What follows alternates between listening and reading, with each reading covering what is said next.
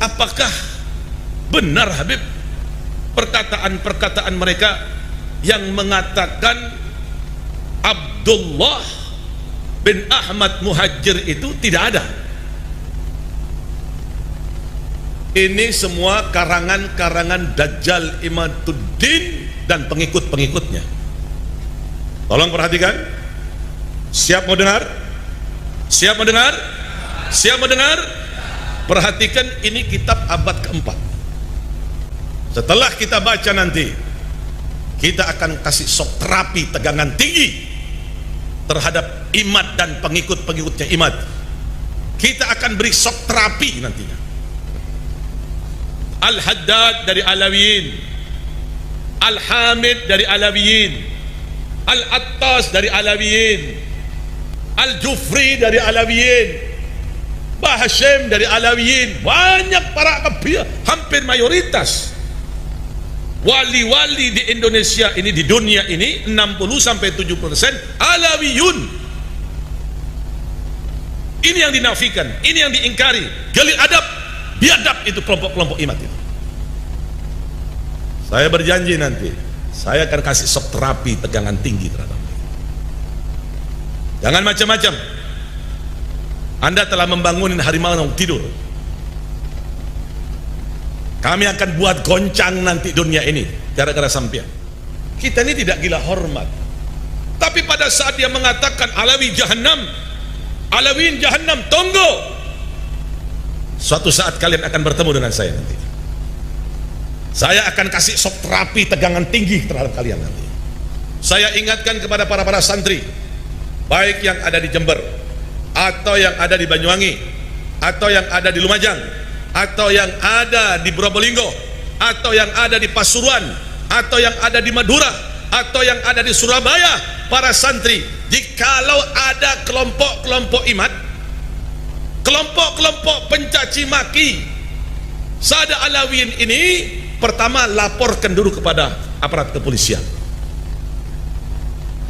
Tapi kalau kepolisian tenang-tenang saja, polisinya tidak mau menggerak, polisinya malah memberikan fasilitas, umpamanya kita akan kasih shock terapi mereka dengan tegangan tinggi, sebagaimana kita kasih shock terapi terhadap orang-orang Syiah. Kita akan kasih shock terapi terhadap mereka. Tunggu waktunya. Kalau Syiah kita bisa sikat, kita bisa bumi hanguskan, apalagi kelompok-kelompok Dajjal Imad ini. Kira-kira dibiarkan atau dilawan? Tidak ada jalan lain kecuali kita akan kasih shock terapi tegangan tinggi nantinya. Kalau Syiah saja di Madura, di Puger, di Bondowoso, di Bangil, di Surabaya, di Madura, kita bisa kasih shock terapi dengan tegangan tinggi. Pasukan-pasukan mereka kita rontokkan, apalagi pasukan-pasukan Dajjal Imad ini kita akan berikan shock terapi dengan tegangan tinggi. Kalau tidak gitu, tidak akan pernah selesai ini. Lihat nanti, sabar nonton. Tidak bisa dibiarkan ini kelompok-kelompok Dajjal ini tidak bisa dibiarkan. Betul tidak? Betul tidak? Tunggu waktunya. Pasti kami akan beri shock terapi tegangan tinggi, bukan dengan tegangan rendah, tegangan tinggi. Karena suatu hal mensahihkan nasab Alawi, saya tidak terima, kecuali sayanya musyahadah dalil dianya.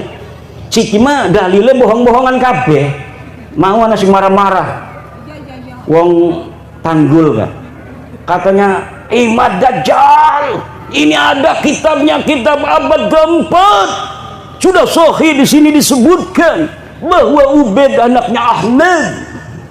Ini kitab namanya Abnaul Imam. Wah, ini kitab Abnaul Imam sudah saya bahas hampir 2 tahun yang lalu ketika pertama kali saya mengeluarkan tesis saya. Seorang kiai dari Pelamunan Banten datang ke rumah saya, manggilnya Abah sama saya, kiai dari Pelamunan, sekarang ketua PCNU Kabupaten Serang sekarang, namanya Gus Robi. Abah, ini ada kitabnya ini, karena dia mondoknya di Yaman. Ini ada kitab Abnaul Imam fi Misr wa Syam. Masya Allah, kata saya tidak ketemu kitab ini kok Kiai Robi bisa ketemu. Sini saya lihat, saya teliti kitabnya, ternyata kitab ini adalah kitab palsu, baru dicetak tahun kemarin, tetapi mengatasnamakan tahun 473 atau 37 Hijriah. Ternyata kitabnya itu kitab aslinya 20 lembar, dikarang oleh orang yang ada di tahun 199 Hijriah,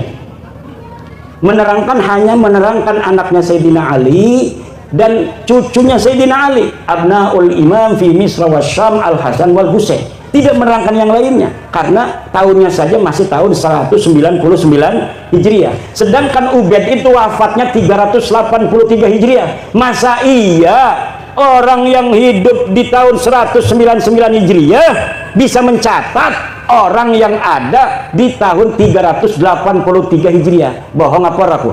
Bohong. Lah iki jebari marah-marah bahwa kitabnya sudah ditemukan, ini kitab abad keempat.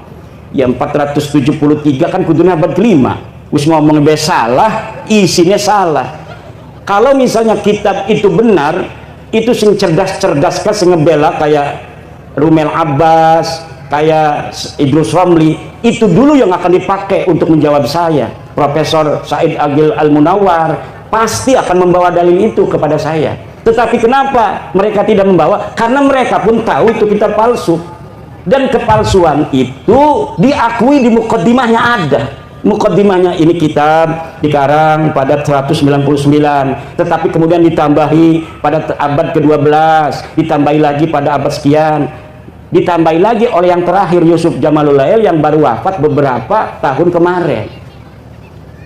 Lah itu kitab Murtadha Az-Zabidi yang katanya adalah menetapkan dan mengisbat Ba'alwi, itu kitabnya juga palsu. Kitab palsunya dari mana sih? Kiai tahu aja kalau palsu. Karena percetakan itu biasa dicetak itu menggunakan jasa peneliti. Misalnya nih ada manuskrip ditemukan di Rumbia, manuskrip ini atas nama Pangeran Diponegoro, panggil dari UI, filolog suruh nyetak, tetapi peneliti tidak akan bohong. Dia akan cerita manuskrip ini memang dikatakan tulisan Pangeran Diponegoro, tetapi dilihat dari kertasnya tidak memungkinkan dia berada pada masa Diponegoro. Kertasnya ini dicetak atau diproduksi pada tahun 1950, sedang Diponegoro tahun 1825. Dari jenis tulisan yang ditulis pun tidak mencerminkan tulisan yang dipakai pada tahun 1825. Ini adalah tulisan abad ke-20.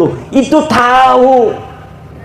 Dan dia ngomong bahwa menulisnya ketika di Lampung. Pangeran Diponegoro katanya menulis kitab ini di Lampung. Sedangkan tidak ada pernah berita diketahui Pangeran Diponegoro pernah ke Lampung. Itu sebenarnya Pangeran Diponegoro siapa? Tapi karena misalnya Provinsi Lampung ini ketua PCNU-nya ingin dicetak aja sesuai dengan tulisannya itu karya Pangeran Diponegoro. Begitu yang terjadi dengan kitab Ar-Raudul Jali karangan Syekh Murtadha Az-Zabidi. Coba beli kitab Ar-Raudul Jali karangan Syekh Murtadha Az-Zabidi, cetakan Yaman Darul Fatah. Itu dari mukaddimahnya sudah jelas bahwa manuskrip ini tidak ditemukan sebelum keluar, dicatat, disalin oleh Hasan Muhammad Qasim. Ini orang abad 50 tahun yang lalu, dia baru meninggal 50 tahun yang lalu. Katanya dia menyalin dari tulisan seorang yang bernama Abdul Mu'ti Al-Wafai yang berada di Khazanah Al-Wafaiyah Mesir. Tetapi sekarang manuskrip yang ada di Wafaiyah Mesirnya sudah hilang. Premen dia bisa nyatet, barangkali catat bisa hilang iku. Kenapa begitu? Itu bukti bahwa sebenarnya manuskrip itu tidak ada sama sekali. Karena beberapa klaim mereka punya manuskrip di dalam sebuah kitab yang namanya Uqudul Almas karya Ali bin Thahir, setelah saya konfirmasi di kitabnya bohong. Misal bahwa Imam Ahmad bin Isa berhijrah dari Basrah ke Yaman, disebutkan oleh Imam Al-Ubaidili di dalam kitabnya. Saya buka kitabnya Imam Al-Ubaidili, tidak ada keterangan itu. Kemudian bahwa Ahmad bin Isa bergelarnya tidak pernah ada Al-Abah dan An-Nafat. Gelarnya menurut dia hanya Al-Muhajir. Ternyata tidak seperti itu. Kitab yang dia sebutkan tidak menyebutkan An-Nafat. Saya lihat ya yang bergelarnya An-Nafat, tukang minyak. Yang satu lagi bergelarnya Al-Abah. Al-Muhajir tidak pernah ada di kitab-kitab dari mulai hidupnya Ahmad bin Isa sampai dimunculkan pada 800 tahun kemudian nama Al-Muhajir sebagai alibi bahwa Ahmad bin Isa ini hijrah ke Yaman. Padahal yai Ahmad bin Isa ini orang pernah pindah ke Yaman. Lakas sama sekali berita kepindahan Ahmad bin Isa ke Yaman. Dia terkonfirmasi kitab abad kelima Al-Ghaibah karangan At-Tusi adanya di kota Madinah Al-Munawwarah. Dicari kapan wafatnya, tidak ada berita kapan wafatnya. Dicari di mana dia ini dikebumikan, tidak ada. Kenapa sampai dia tidak dicatat? Mungkin dia mati muda, tidak terlalu banyak peran dalam kehidupan. Kalau orang yang banyak peran, ketua PCNU, ya kadang-kadang anak nulis di media online. Ketua PCNU menghadiri acara pelantikan PWI Kabupaten Lampung Tengah. Berarti dia historis pernah ada di media online. Coba nama-nama yang hadir, coba lihat di Google, ketik nama Kiai Haji Suparman Abdul Karim, langsung merebet anak, dia historis, banyak yang memberitakan. Tapi kalau bapak-bapak kita yang tidak pernah ikut gabung-gabung di organisasi, dikir bening jerogoa, gelati arane Samsuri, lah kan di Google deh.